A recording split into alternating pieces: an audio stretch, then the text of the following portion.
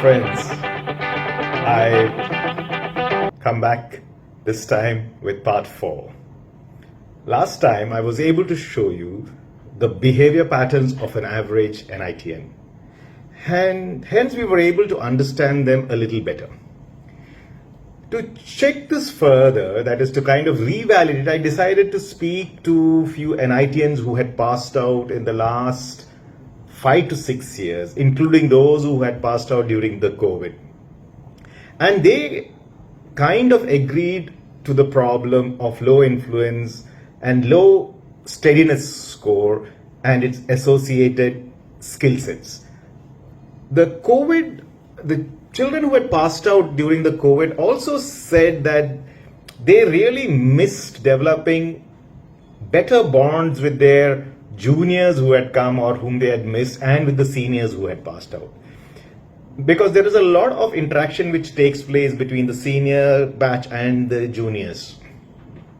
However, about 100 years ago, the Carnegie Foundation for the Advancement of Teaching released a study in which was co-authored by one Charles Ryborg Mann. In his study, he had interviewed around 1,500 qualified engineers in 1919. They were asked to reply to a questionnaire where they had to identify the skill sets, or they had to identify that thing which they believed was the most important factor associated with the success or failure of an engineer. Overwhelming, the finding showed that personal qualities, which in nowadays is called soft skill, or in today's world called soft skill, was 7 times more important than the core professional knowledge of engineering science. And these personal qualities were very important for a success as an engineer. Okay, we moved on.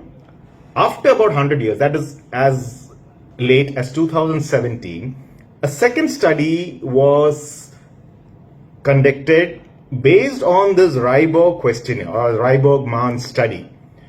The questionnaire was sent out to 30,000 members of four large engineering societies in America by the National Soft Skill Association of USA.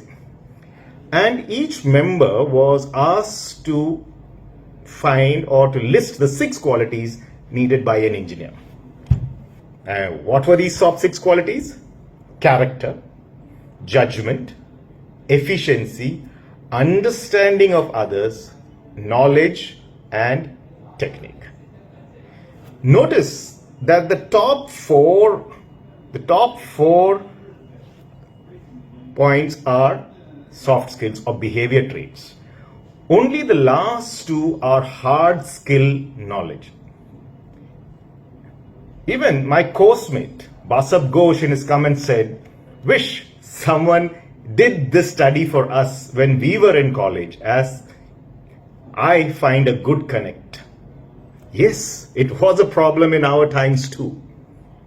A quick look at the curriculum used in engineering colleges across the country will reveal that nothing has changed much over these 100 years.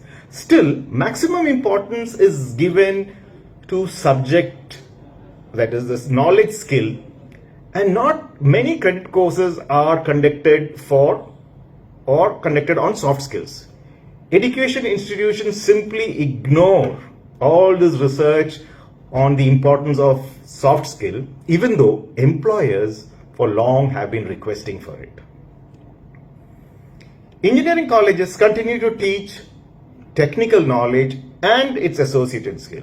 That is, if a mechanical engineer is being taught mechanical engineering, all the subjects allowed with that, CAD, which is today's world, very important skill set, or CNC machine program, which is part of their core skill. This is important, no doubt, and I am in no way suggesting that technical knowledge or associated skill is not needed. Technical knowledge and the associated techniques are the bedrock for the making of an engineer. But what is required over and above that is something else. But if you realize with this new Chat GPT coming up, teaching itself in engineering colleges is heading for a major change.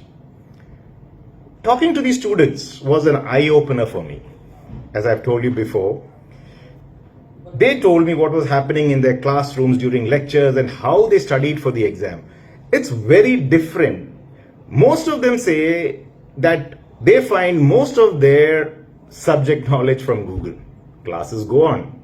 They say they have so many students in the class that whether he studies or he doesn't study doesn't make a difference in the class. Just before the exam, Google is their constant companion which gives them knowledge and information. So ChatGPT is going to surely revolutionize the way teaching and learning is going to happen. The sad thing is engineering colleges still go on focusing on the old process of knowledge imparting, but not incorporating structured soft skill training and as part of their curriculum. These skills are core professional knowledge critical to the gainful employment and success of any young engineer in today's world.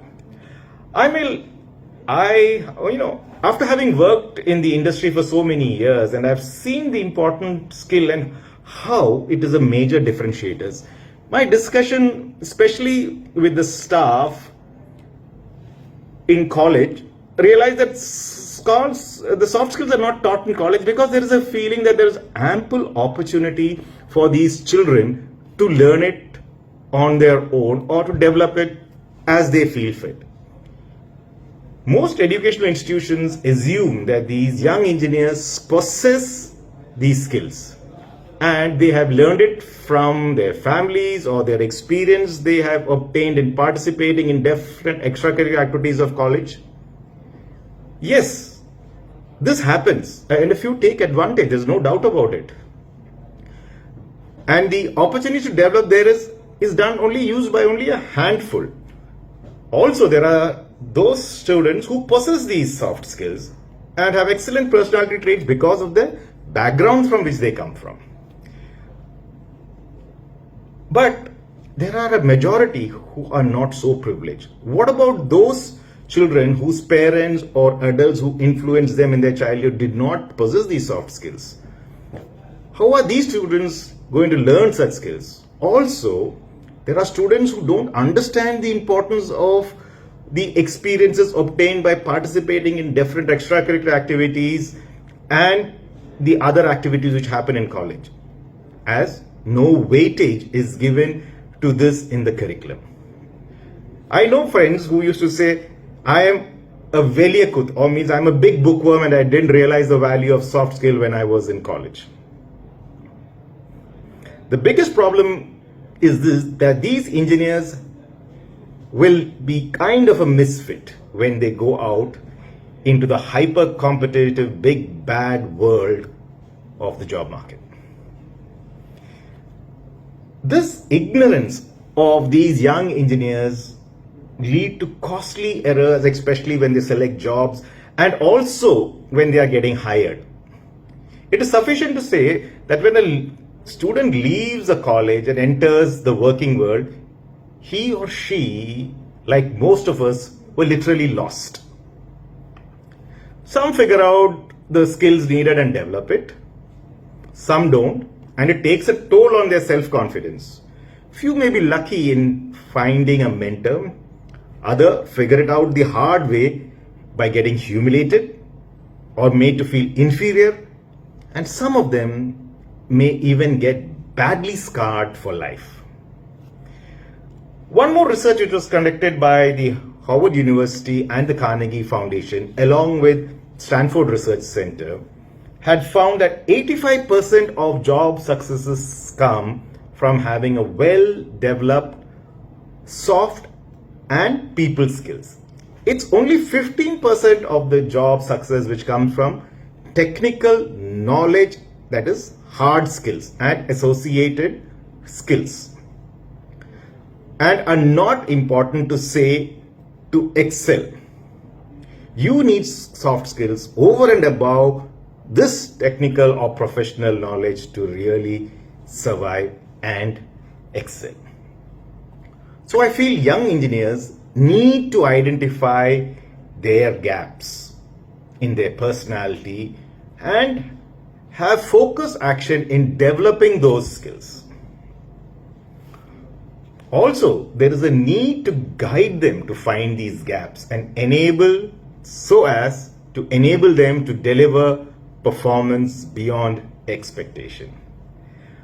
So friends, this eye-opener of an accident in which I was involved made me feel there is so much we as a community can do to touch and transform these young engineers and the would-be engineers into creative, motivated engineers such that they find their strength and the areas for development and be able to deliver performance beyond expectation.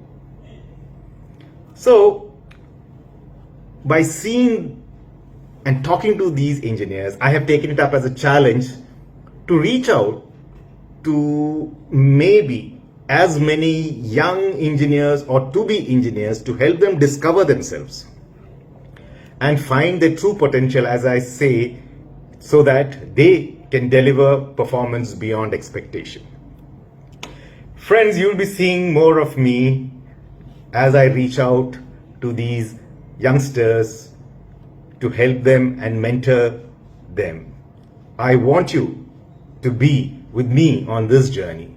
Please give me your suggestions, comments, insight, so as a community, we can touch and transform these to-be engineers and young engineers into creative, motivated individuals and help them perform beyond their expectations.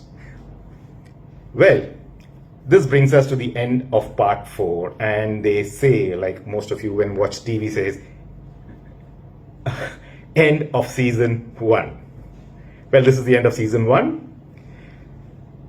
You all, with your great comments, positive strokes, have motivated me further.